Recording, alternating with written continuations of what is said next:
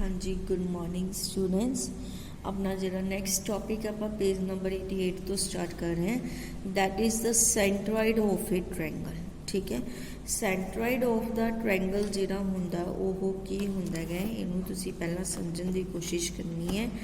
ਜਿਹੜਾ ਵੀ centroid of the triangle, देखो आ कोई भी ਤੁਹਾਨੂੰ ट्रायंगल गिवन हैगी, this is the centroid of the triangle.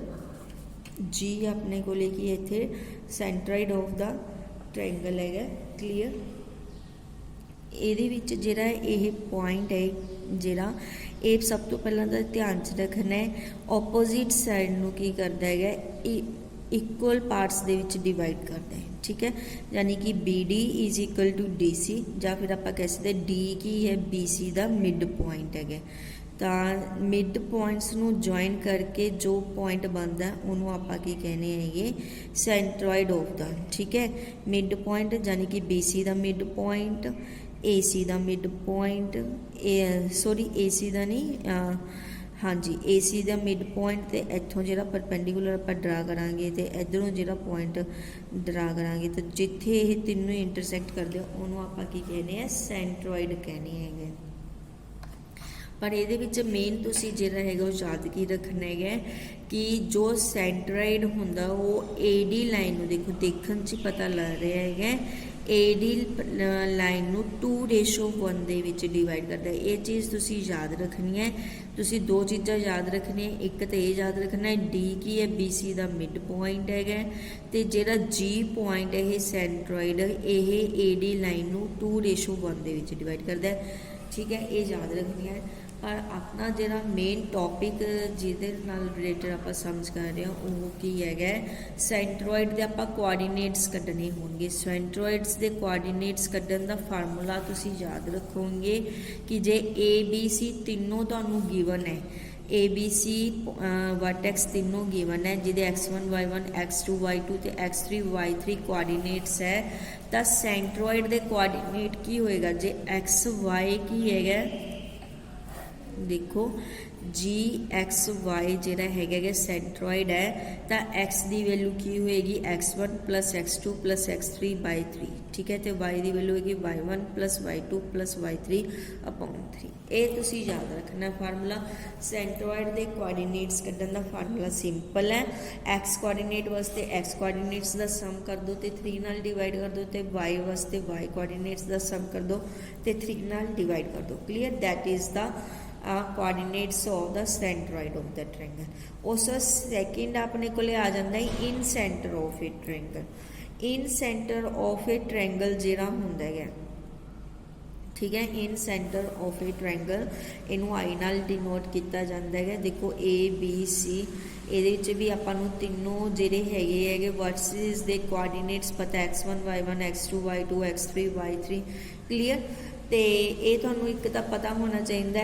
तो इन सेंटर आई दे कोआर्डीनेट्स आपाने कड्ढने हैगे। ठीक है, तो एक तुहानू होर चीज़ ये पता होनी चाहिए जिहदी कि तुहानू लोड़ पेगी, वो ये है कि जिहड़ा ए दे सामने जिहड़ी साइड हुंदी है उन्होंने आप स्मॉल ए नाल डिनोट करते हैं, बी दे सामने जिहड़ी साइड है उन्होंने स्मॉल बी नाल डिनोट करते हैं, तो सी दे सामने जिहड़ी साइड है उन्होंने स्मॉल सी नाल डिनोट किया जाता है। वेयर ए बी सी की अपने को length of A C A B and B C. ठीक है, स्मॉल ए देखो इतने लिखा भी हुआ है, small a is equal to b c length होगी, small b is equal to c a length होगी, तो small c is equal to a b length होगी। ठीक है, लेंथ कड्ढन का फार्मूला तो आता ही है, डिस्टेंस फार्मूला तो करवाया सीगा। तो आपां नूं कोई भी एक लाइन के जो दोनों कोआर्डीनेट्स पता है आप डिस्टेंस फार्मूला अप्लाई करके ये लेंथ कढ़ सकते हैं। तो फार्मूला आपने हुण सीखना है तुसीं इन सेंटर कड्ढन का। इन सेंटर कड्ढन का जिहड़ा फार्मूला है वो तुसी याद रखना है, x is equal to a x one plus b x two plus c x three upon a plus b plus c. A b c मैं तुहानू दस चुकी, तीनों जिहड़ियां साइड्स हैं उन्हां दी लेंथ। ठीक है, ए दे सामने वाली ए, बी दे सामने वाली बी, ते सी दे सामने वाली सी लेंथ हुंदी हैगी। ते एक्स कोआर्डीनेट वास्ते आपां ax1 plus bx2 plus cx3 करांगे अपॉन तीनों लेंथ का सम। वाई कोआर्डीनेट वास्ते ay1 by2 plus cy3 upon a plus b plus. ये फार्मूला बेटा तुसी याद रखना है। इन सेंटर फार्मूला आपां हुण इहदे नाल रिलेटेड एग्जाम्पल करते हैं, उतों क्लीयर हो जाएगा तुहानूं। जिवें कि find the third vertex of a triangle, ठीक है, ट्रायंगल का थर्ड वर्टेक्स पता करना है। If two of its vertices are, दो वर्टेक्स गिवन है तो सेंट्रॉइड भी गिवन है। आपू सेंट्रॉइड की वैल्यू देखो गिवन है, दोनों वर्टेक्स गिवन है, तो थर्ड वर्टेक्स सी एक्स वाई की वैल्यू अपन फाइंड आउट करनी है। ईजी है, कोई डिफिकल्ट नहीं है। फार्मूला जो सेंट्रॉइड का सीगा x1 plus x2 plus x3, x3 की है x अपने को लेते हो power 3 is equal to centroid अपने गिवन है 3 ते 2। सेंट्रॉइड की वैल्यू आपू 3 ते 2 गिवन है, वो इक्वल लिख लिया एक्स कोआर्डीनेट वास्ते तो वाई कोआर्डीनेट वास्ते वाई कोआर्डीनेट्स का सम कर दिता 4 माइनस 3 ते plus y upon 3 is equal to 2 आ गया। इनू सॉल्व कर लो, क्रॉस मल्टीप्लाई किया 3 इंटू 3 9 हो जाएगा, 7 चो 2 माइनस किते 5 आ गया, तो 9 माइनस 5 तो 4 अपने को एक्स की वैल्यू आ गई। तो सिमिलरली 3 इंटू 2 6 हो जाएगा, 4 माइनस 3 1 हो गया, 6 माइनस 1 इक्वल टू 5 आ जाएगा। तो एक्स तो वाई की वैल्यू तुहाडे कोल 4 तो ईजी है। उस तो बाद incentre find the coordinates of the incentre के कोआर्डीनेट्स पता करने of the triangle whose vertices आपां तीनों वर्सिस जिहड़े है वो गिवन है। तो तुहानूं दस्सिया सीगा मैंने कि क्योंकि ये फार्मूले आपां ए बी सी यूज़ करते हैं, तो आप पहला ए बी सी की वैल्यू कढ़ांगे। ए बी सी की वैल्यू किमें कढ़ोगे, देखो ए की वैल्यू वास्ते आप बी सी लेंथ कढ़ांगे। देखो बी सी लेंथ आप कढ़ांगे, कोआर्डीनेट डिस्टेंस फार्मूला अप्लाई कर देवांगे x2 minus x1 the square plus y2 minus y1 the square, ठीक है। तो द अंडर रूट आपने कर देना। जो इनू सॉल्व करोगे अपने को ए बी सी तीनों दी लेंथस आ जाएगियाँ। उस तो बाद अपना फार्मूला ही है ax1 plus bx2 plus cx3 upon a plus b plus c आपने पुट कर देते ay1 plus by1 plus cy3 upon a plus b plus c। ये सारिया वैल्यूज पुट करके अपने को सेंट्रॉइड की वैल्यू 1 5/2 आ जाएगी। थर्ड बी एक्सरसाइज बेटा इस तरीके कढ़नी है। नैक्सट जो अपने को टॉपिक है that is the area of the triangle है। अपने को area of the triangle whose vertices are given, ये आपानू वर्टेक्स गिवन है। तो आपने की करना है, देखो ए बी सी तीनों वर्टेक्स आपानू गिवन है, x1 y1 x2 y2 x3 y3। आपने इस ट्रायंगल का एरिया कढ़ना है वर्सिस के थ्रू, जो आपानू वर्टेक्स गिवन हो।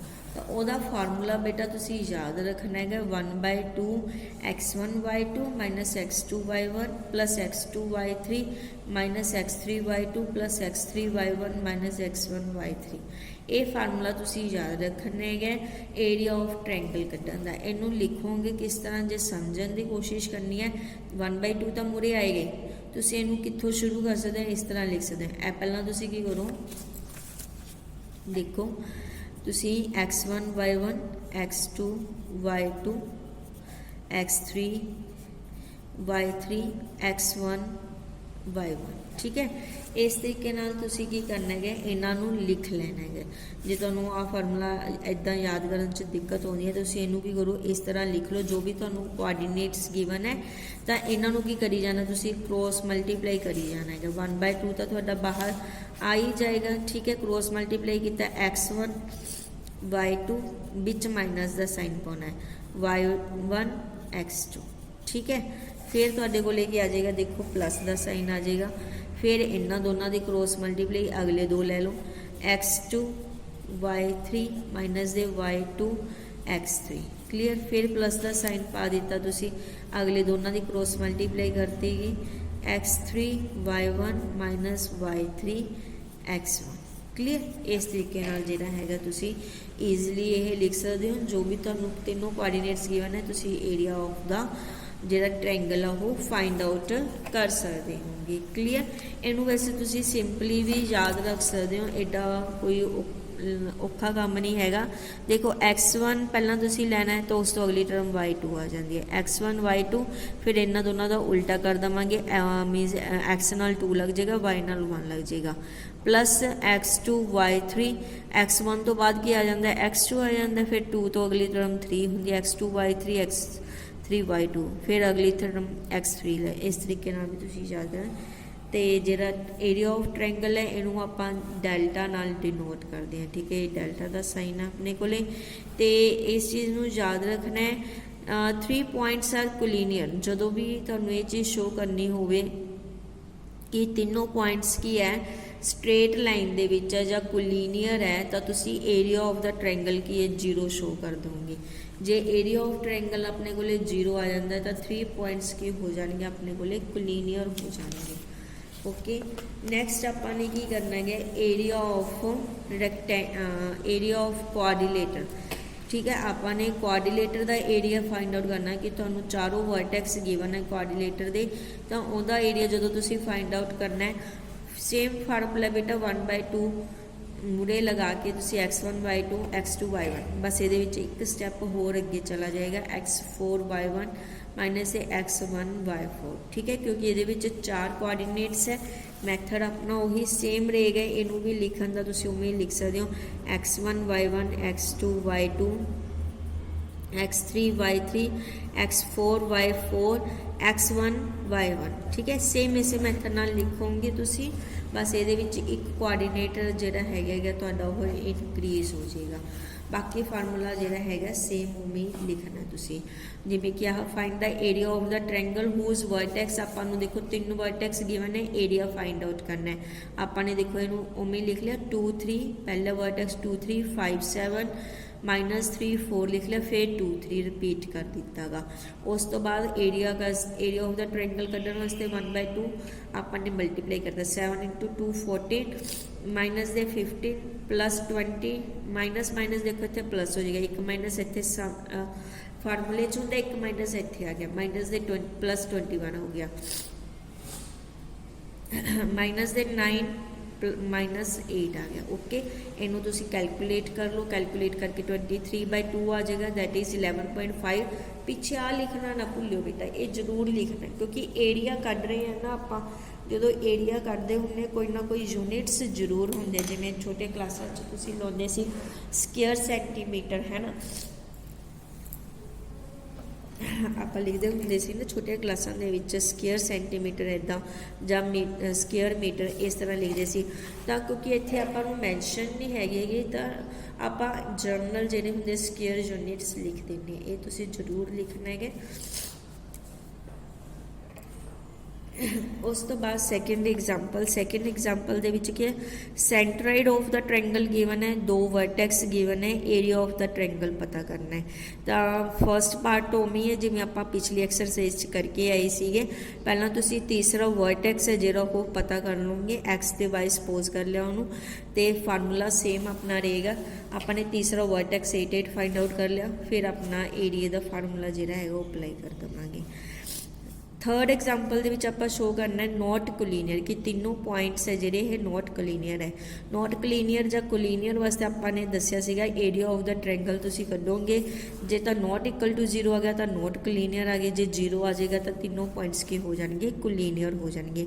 फोर्थ एग्जाम्पल दे विच की है ये 0 आ गया एरिया तो कोलिनियर हो जाएंगे अपने को। Clear, find the value of x if the points are collinear. हुण इहदे विच आपां नूं कोलिनियर गिवन है तो एक्स की वैल्यू आपाने जिहड़ी वो फाइंड आउट करनी हैगी, पॉइंट्स आपां नूं आह गिवन है, तो मैथड सेम रहेगा, एरिया तुसीं कढ लेना है तो इक्वल टू 0 रख लोगे तो तुहाडे कोले एक्स की जिहड़ी वैल्यू है वो आ जाएगी। क्लीयर बेटा, इस तरीके नाल तुसीं अपनी 6th 7th एग्जाम्पल सॉल्व कर लेने, बहुत ईजी एग्जाम्पल है। थर्ड सी एक्सरसाइज तुहाडी इस तरीके नाल पूरी हो जाएगी, इन्हूं चंगी तरह कर लेने। थैंक यू बेटा।